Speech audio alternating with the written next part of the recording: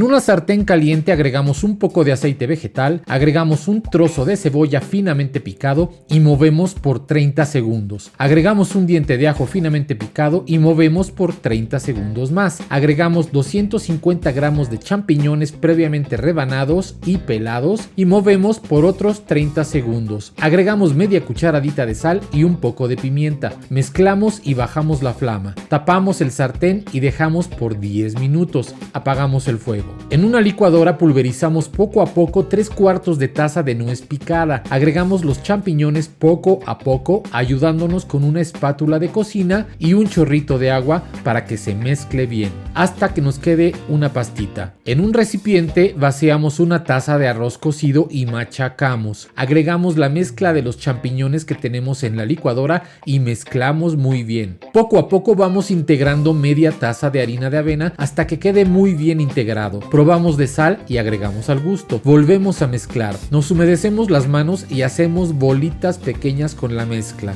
En una sartén caliente ponemos un poco de aceite vegetal y ponemos las albondiguitas. Tapamos entre 3 y 4 minutos. Volteamos y volvemos a tapar por el mismo tiempo, tratando que se doren por todos lados. En una cacerola ponemos a hervir 250 gramos de espagueti hasta que quede al dente y colamos. Regresamos el espagueti a la cacerola y le agregamos un poco de aceite de oliva para que no se pegue. Calentamos 2 tazas y media de salsa italiana que ya tenemos en el canal, les dejamos el enlace, y ahora presentamos poniendo una cama de espagueti, ahora un poco de salsa italiana, albóndigas aquí encima y un poco más de salsa italiana, y así nos queda este exquisito espagueti con albóndigas.